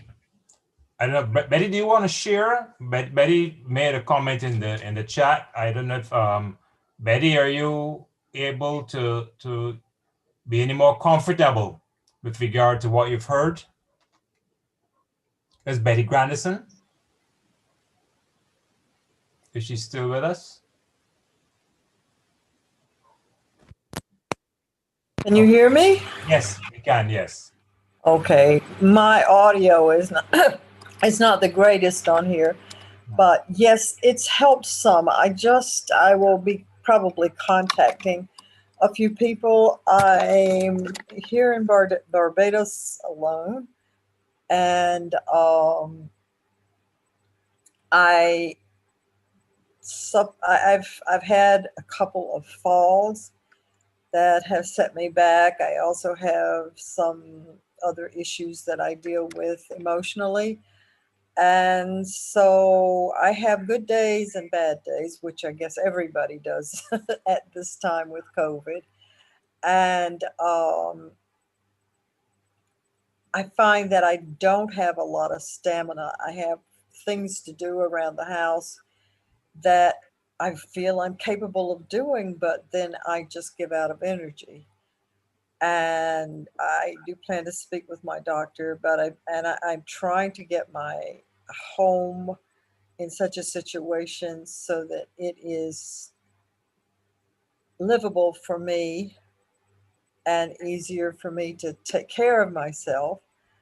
But I do often wonder about how much longer I'll be able to stay here. Some days I feel great and I have more energy than I know what to do with. And then other times I'm not. Sometimes I feel really foggy in my thinking and I have real trouble like balancing my accounts and doing that kind of thing, which has never been easy for me, even when I was a young person.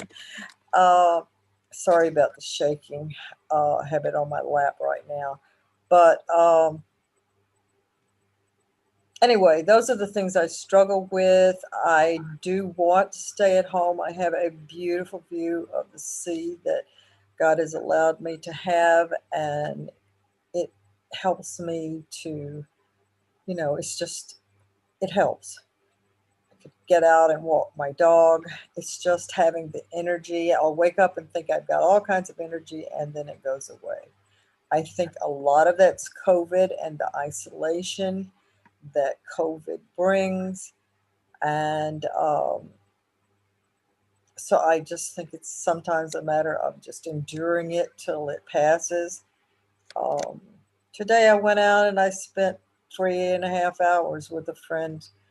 She and I were distancing and masks and all of that, but just shopping. And it's the first time I'd been out in over a week. And I don't have a car right now because mine's being repaired. So that makes it a little complicated too. Anyway, yes, it's helped. I hope to be in touch with some of the people to find out what services might be available to me. Sometimes I just don't feel like cooking. I don't feel like washing the dishes. I'm tired of it. And I'm sure people my age feel that way no matter what, housewives who've been doing it all their lives. So I know I'm not alone, but sometimes it feels that way. Thank you. Okay. Thank you, Betty. Just some housekeeping. I had assured our invited panelists, presenters, that we finish at 9:30. It is now a bit past 9:30, so if you can crave our indulgence for a few more minutes in case there are any any other questions before we ask you to wrap up. So just give us a few more minutes. So I apologize for actually taking you past the agreed time. Thank you. I said I'm not seeing any hands. Feel free to comment, to share, just on mute at this time and make a comment before I then ask the the invited panelists to make their closing statements. Hi, Michael. I want to ask a question. I guess it would pose more to Dr. Ramsey. And I have quite a number of friends who have parents now who are elderly and are suffering with dementia and Alzheimer's. And they often have different reactions. As I heard tonight, some persons were fortunate enough to have persons who were relatively quiet with theirs, while others seem to have gone through the phase where they can become more aggressive. But I also observed that oftentimes, for example, if you bring in home help or you get persons to help them, whilst they may initially start being relatively self-sufficient, over time, as people help them more, then that self-sufficiency kind of goes away and they become more dependent. Is there anything you would recommend to persons, particularly the lady who is now starting the journey, to maybe engage her mother in various ways that perhaps maybe she can sustain herself in terms of her dependency or her self-sufficiency, I should say, for a longer period? Yes, Lana, thanks for that question. Now, not only in persons who are, let's say, starting the journey with Alzheimer's, but generally speaking, in any individual, including young disabled persons who may have an impairment. In this case, you will say there's an impairment. The person has not lost all of their function, has not lost all of their mental capacity. The challenge is to encourage that person, assist that person to do whatever they can do for themselves for as long as possible. Assist only where necessary. And it's often very difficult because it's hard for any health professional or any person who maybe even had experience working or counseling persons who might be having early dementia, because people are so different, and each person will require a different approach. So it requires a lot of creativity, a lot of patience, and quite often you may have to endure some abuse, some traumas, etc.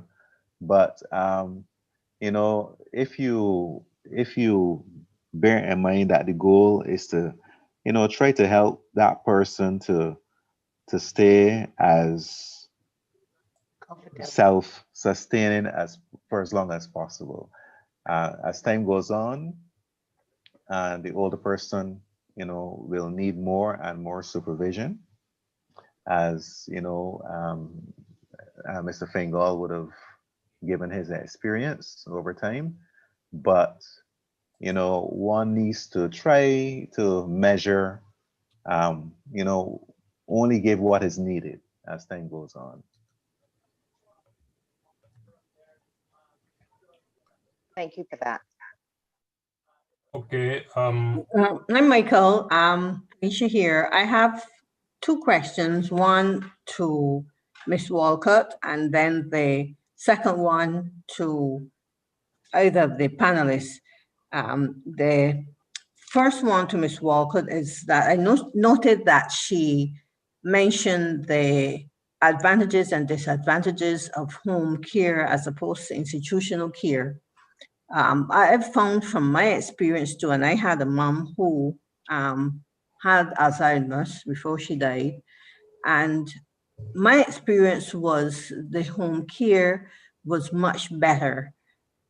So I know you had mentioned one of the things is cost.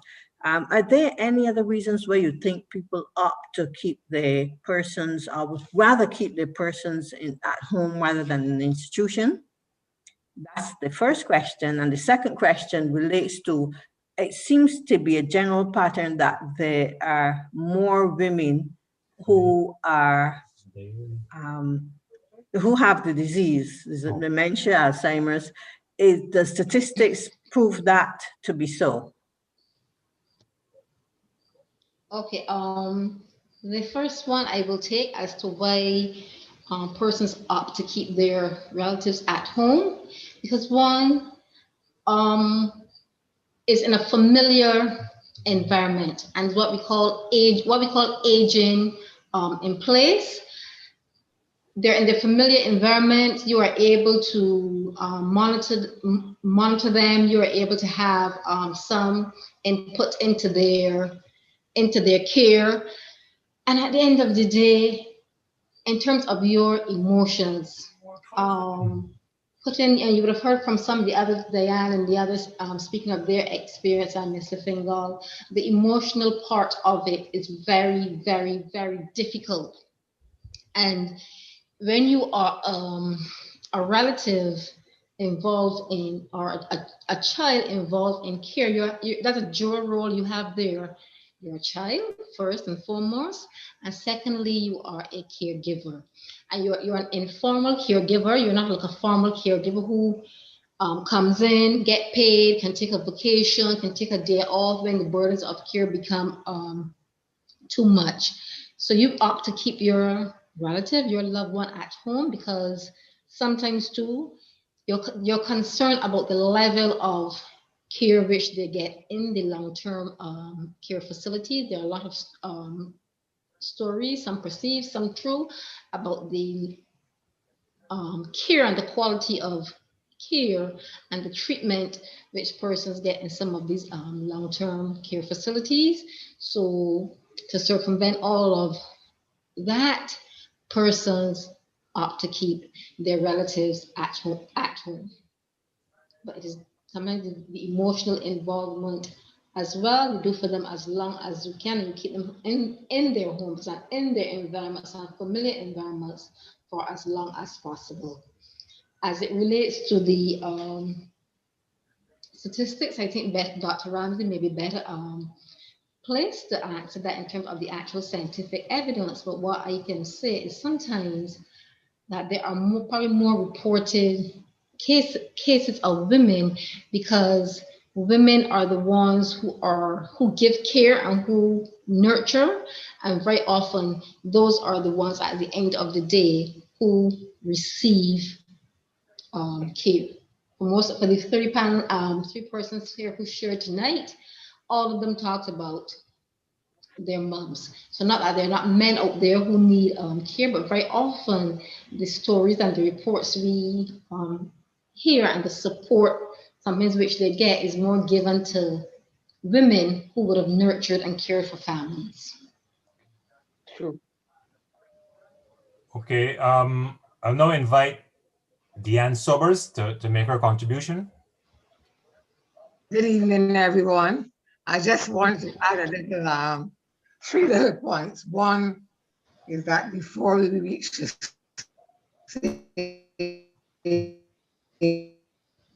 stage of dementia and as to the care that we need, especially if we have a large family. I've heard the presenters said they had brothers and sisters, and luckily they're working together.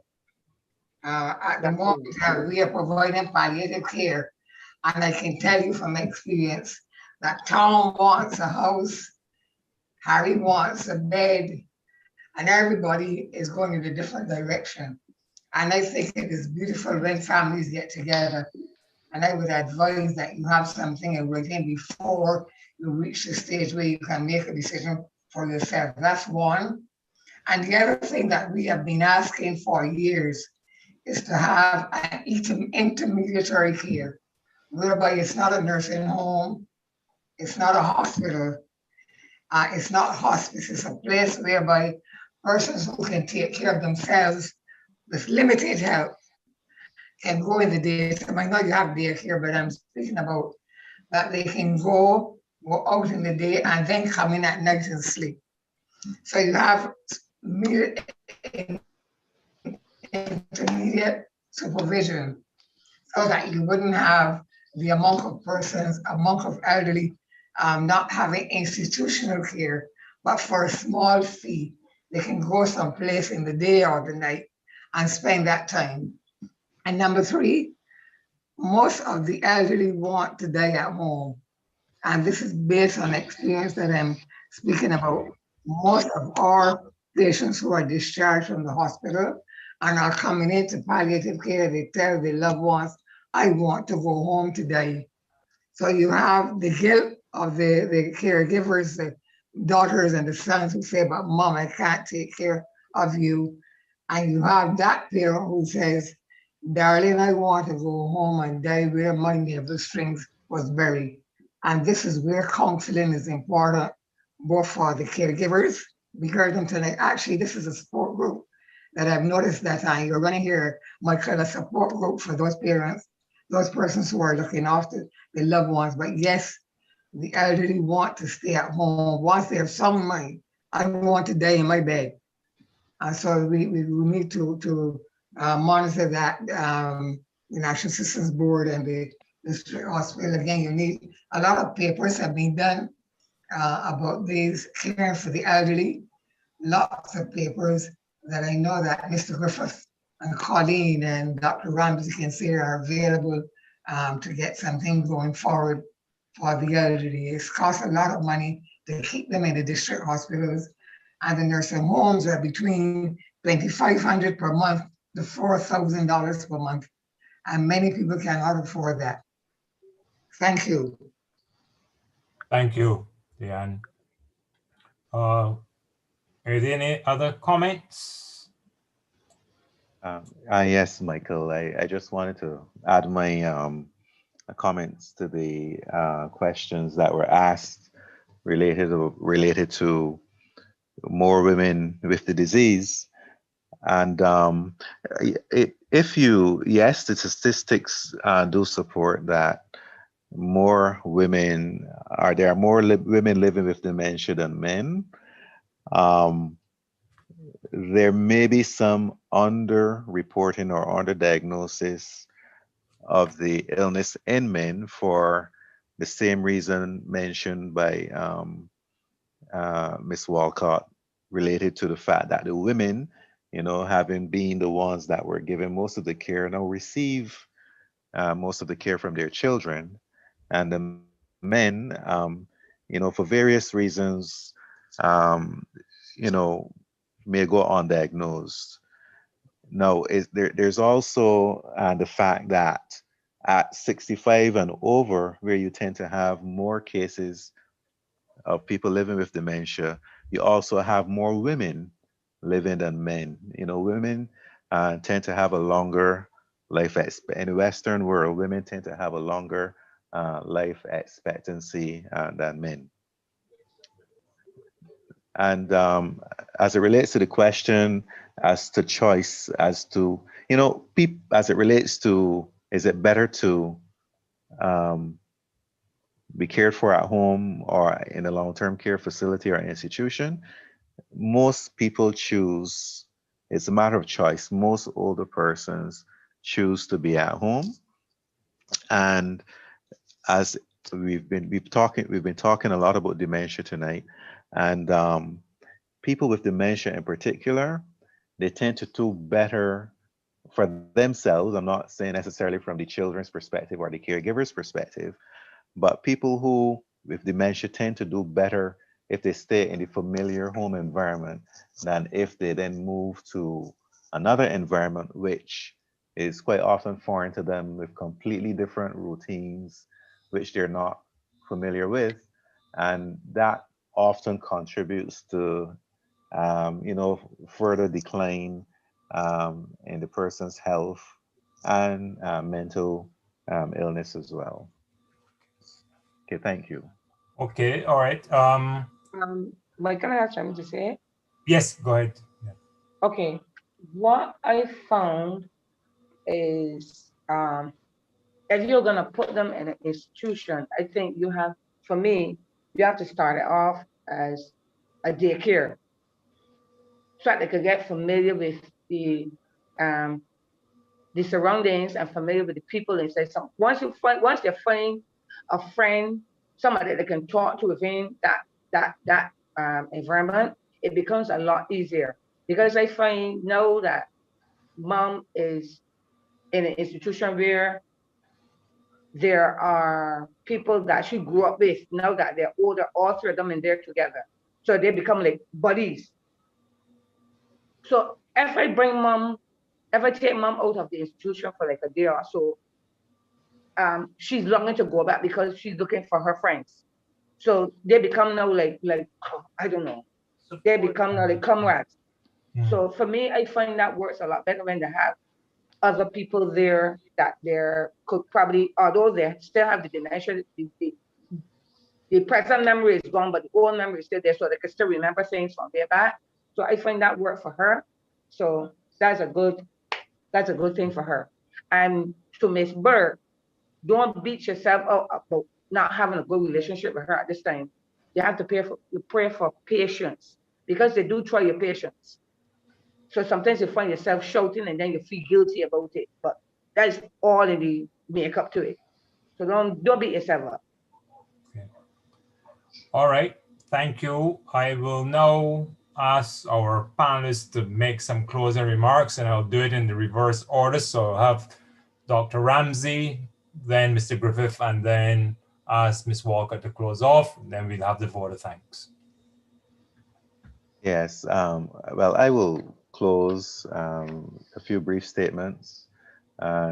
Just that as it relates to, making the choice or between home versus institutional care, it's going to involve a family. Everyone who's taking care of that individual should be involved. The person who is going to be moved, or when you're planning the move, should also be involved. Even if they have dementia and cannot, at the advanced stage, and in your opinion, cannot understand anything, you should still have that discussion with them, because they're human. And, I would say one of the worst experiences that I've ever had in long-term care, a lady brought her mother into the geriatric hospital for admission. And we only found out that she tricked her mother. She told her, "I'm taking you for a drive." We only found out that after the lady came into the district hospital. She looked around and she said, "What am I doing here?" And she was very angry and upset with her daughter. She said she's deceitful. She just brought me here. She didn't tell me where she was bringing me. And, we could only agree. And all I could say to her daughter was, "You know what? You really shouldn't have done it that way. We cannot keep her." But what we will do is that we will allow, and her mother acknowledged, her mother said, "You know what? I know I need to be in a home, but she's deceitful and I'm not staying here tonight." And what I said to her, "You know what? We will hold the place for you." We had to say to her daughter, "You have to take her home, because, we cannot keep her here under these circumstances." So it's very important that that discussion is had before making the step. And one last point I would like to make, we did speak a lot about dementia tonight. And just to let you know that on the 7th and the 8th of May, that's just a month from now, there will be a regional meeting to discuss talking about dementia, and it will be hosted by the Alzheimer's Disease International and the Barbados Alzheimer's Association. So you can listen out. You persons who have loved ones that are living with dementia, can use the opportunity to tune in and ask questions and learn from other experts who will be attending the session. Okay, thank you very much for having me, and everyone have a good night. Thank you, Dr. Ramsey. All right, Mr. Griffith, can you make your closing comments, please? Yes, Michael, I've had a good listen, and I want to commend those persons who shared experiences with their parents. And, it is a good thing that those parents have that kind of support system. And I want to commend those who have spoken. I want to make the point, though, that tonight's discussion has demonstrated the need for continued community education with respect to the aging process and caring for the elderly. We have not had a chance tonight to say a lot about the rights of the elderly versus the convenience of family members.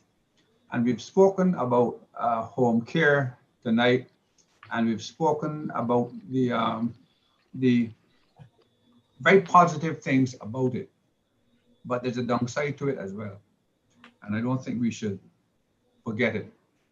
We should be concerned about the safety and security of people in homes. I know that there's some families with the best will in the world who must go to work and must go out. But their parents and elderly folk are left at home for long periods of time. Some of those persons are even restrained. Some of them are locked in the house. And I can understand why that is so, because the family members feel like they don't find some way of keeping them under wraps. They might walk away, they might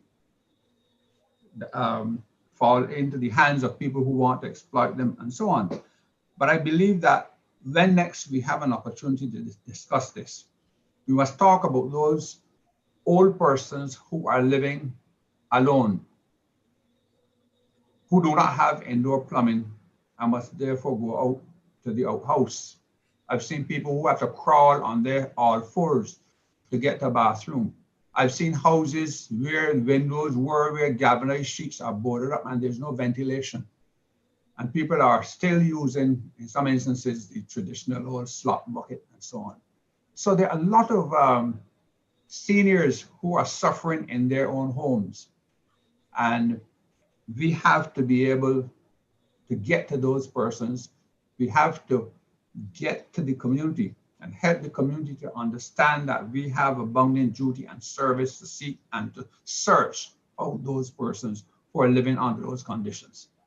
And we must do something about it.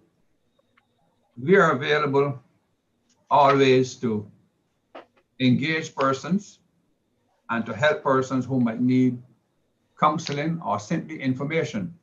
And you may call the National Assistance Board at 535-3131. That is still the number, I think, 535-3131.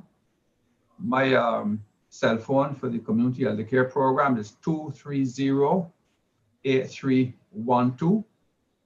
And yes, we have persons who are there trained to go into the homes to sit with elderly persons, engaged in social stimulation activities, and to be that bridge that is so necessary. This is a wrap up, so I'm not speaking a lot about it, but I trust that the opportunity will present itself again when we can dissect the matters pertaining to home care versus institutional care, because we really did not deal with bite-sized pieces this evening where we could go into great detail, but we must do that.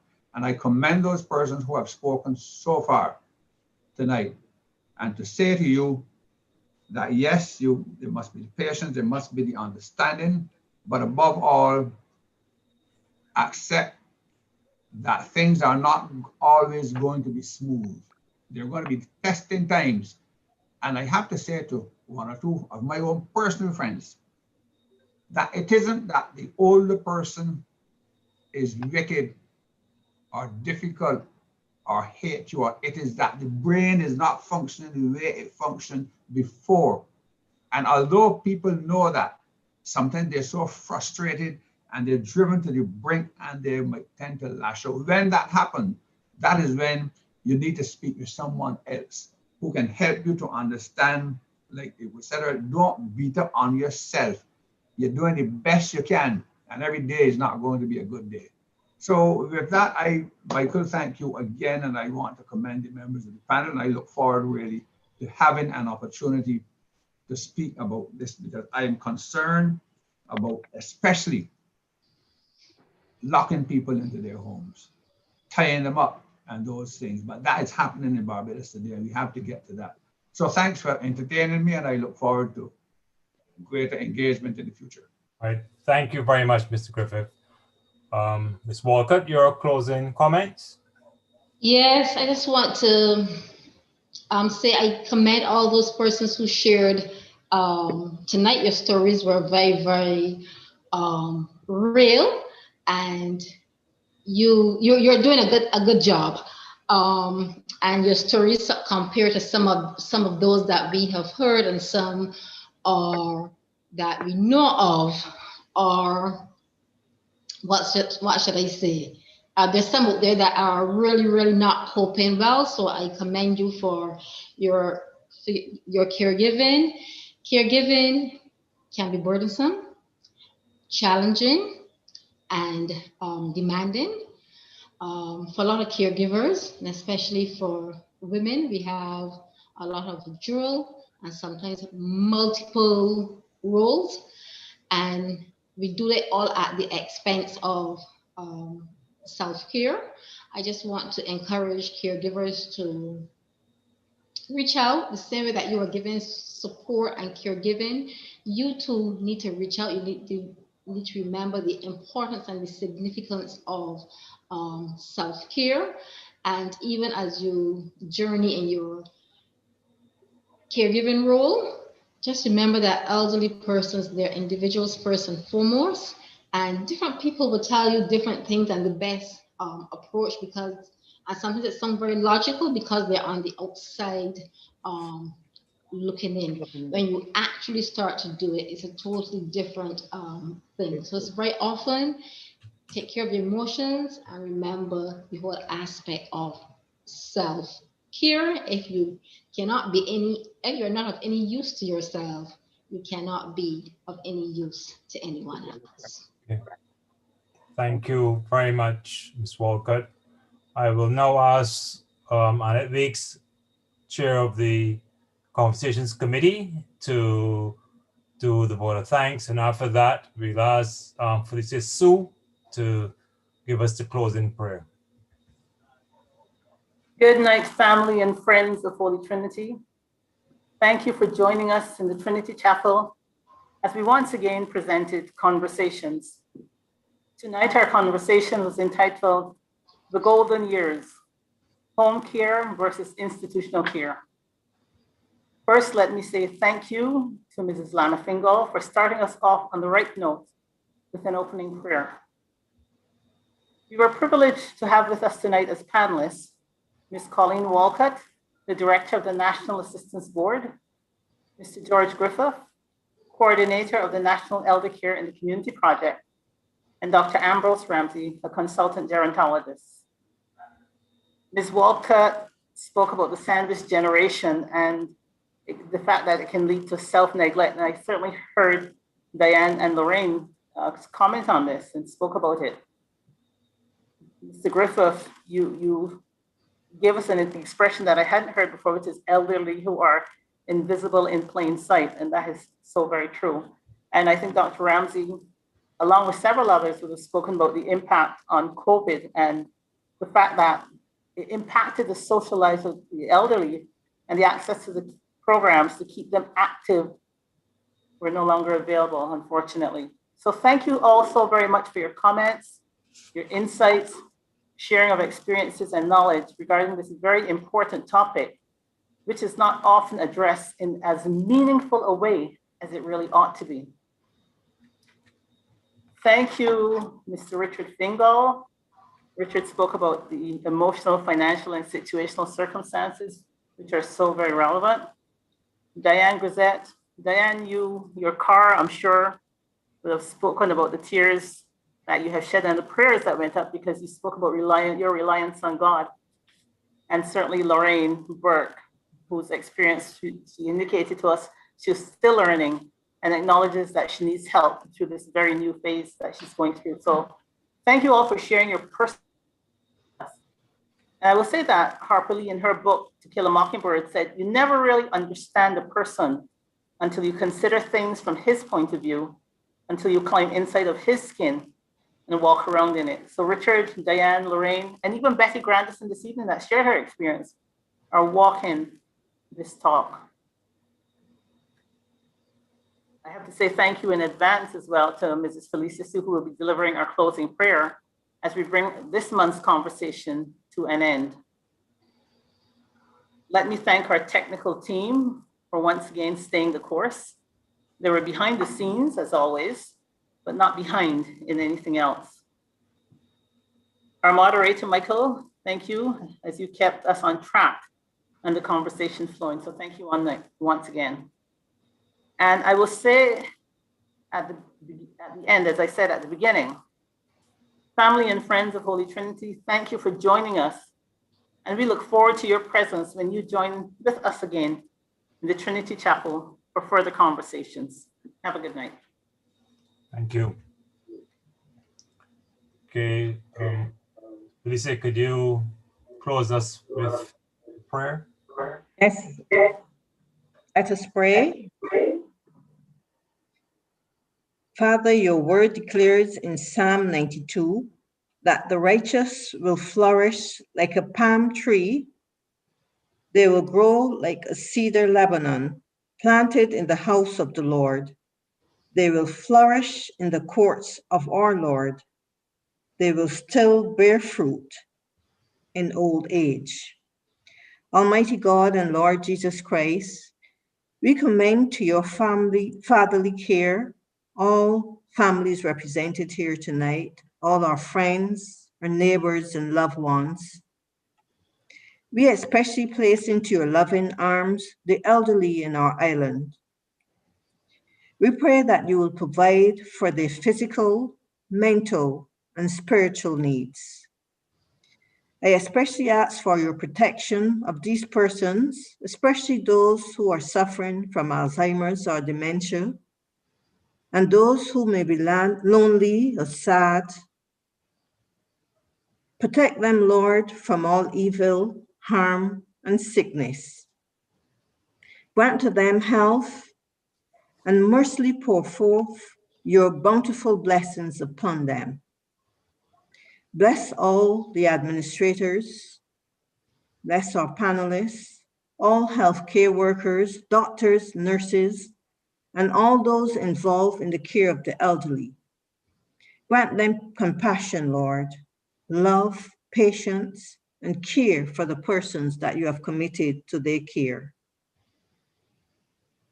So now, Lord, we ask you to support us all the day long of this troublous life until the shades lengthen and the evening comes.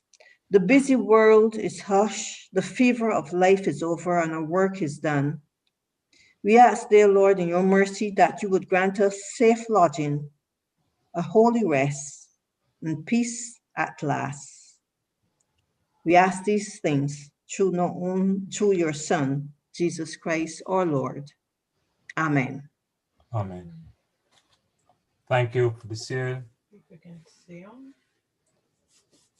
Thanks to everyone who joined us tonight, and stand ready for our next conversations, which should be on the 4th of May. I usually we have a after Zoom, after conversations chat, and I'll be directed by the note I'm going to see on my phone soon to tell me how much longer we can go on to. So there's usually a after closer chat, and I look forward to any comments we can until our technical staff shut us out. Thanks again to everyone. You should be home because it is now past the curfew time. So rest well. Good evening. Thank you. Thank you and good night. Have a good night and thank you. Thank you. Okay, thank you. Good night. Okay, thank you, Dr. Ramsey. Thank you. Good night.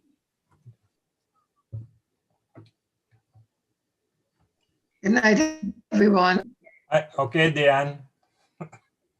Good seeing you again. Nice seeing you also. Good, good. I saw a comment, Michael, in the chat whereby Fabian had spoken about a caregiver support group is necessary. So is he still on? Yeah. Good night. Good night. Thanks, Diane. Good. Night. Thanks Okay. again. Yeah, I said I saw about a caregivers support Group, yeah. Group? Yeah. Yeah. I thought it was interesting. Yeah, and also Deanne made a comment on that also, because as I said, you both, Diane and Lorraine, spoke about the effect on their health. Yes. So that is something that we need to be mindful. Persons need to be mindful of. Yeah. Okay. George, you want to make a comment on that support group in terms of the benefits? Of course, it is necessary and it can be very useful. But I really am worried about what happened in some of the residential facilities. And I mean, ultimately, some of our seniors might have to go there.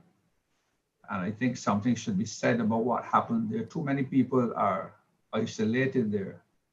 And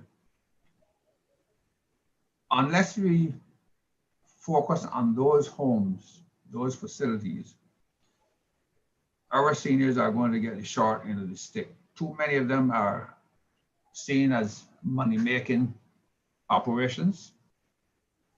Some are overcrowded. Bathroom facilities are poor. Too many people, because they do not have adequate staff, can end up with pressure sores, bed sores. And I can tell you, it really is gnawing away at me, because I know that some people are tied in chairs so that they cannot move, simply because the homes don't have the trained staff, or they don't have enough staff to adequately support the elderly. And I feel that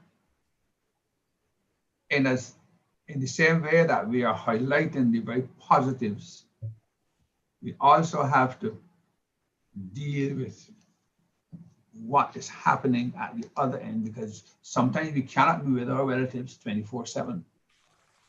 And therefore we pay good money to these homes. And for visiting time, everything is prim and proper. Outside of visiting time, a lot of things happen. And I think that we really need to speak more about that. I was fortunate enough that my old lady, who died at 93 a couple of months ago, when she lost her sight, my sister left her husband and her daughters in Canada, came down. And if she had not come, I don't know if I would be alive today, because it was a tremendous strain on me, having looked after an uncle and his wife in a short while before that. So if you have family members who are dedicated, and I will tell you, it was not an easy road. It is not an easy road. So we have to, this support group might help to build up the confidence of those persons who are the primary caregivers, but who also have their lives to live and who also have to work for a living. It's not easy. So the support group is absolutely necessary. And soon, I think coming out of this could very well be the support group, which could even meet on Zoom if it is not possible to have face-to-face meetings. But I think it is necessary, and I would be willing to give it as much support as I can. Okay, thank you, George. And I hear what George is saying, because I don't know if persons remember that video on WhatsApp that circularized a few years ago, for that elderly lady being beaten in the home. And that was so sad, because as he said, then is visiting time. Everything looks absolutely wonderful, but visiting time is only for an hour, maybe 2 hours the most. But after that, unfortunately, it seems that if they're in the wrong facility or the wrong number of persons looking after the persons, then it could end up as abuse. It could end up as even worse than keeping the person at home. So. Well, let me say good night to everyone. I need to have my my supper. Oh, I thought you were going to say your beauty speech. Oh, you know. Have a good night and thank you. Thanks, George. You don't believe I'm a senior citizen? Your medical doctor might tell you you should not be eating at this time. That is true, but of course.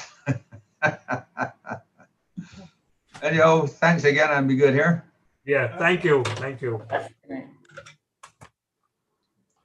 Roland, give me a Do minute. you have any other queries or questions from the persons remaining in the chat? But yeah.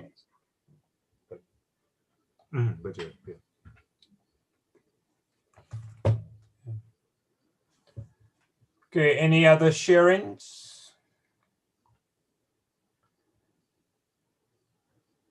Okay, as I said at the beginning, I hope that we were able to provide some comfort to persons who are going through this process in terms of the decisions they have to make. I'm now have 30 more seconds in terms of before my technical team is going to shut us down. So thank you very much for sharing. And we look forward to seeing you at the next conversations. Do have a pleasant evening. Thanks again. All right, good night, everyone. Good.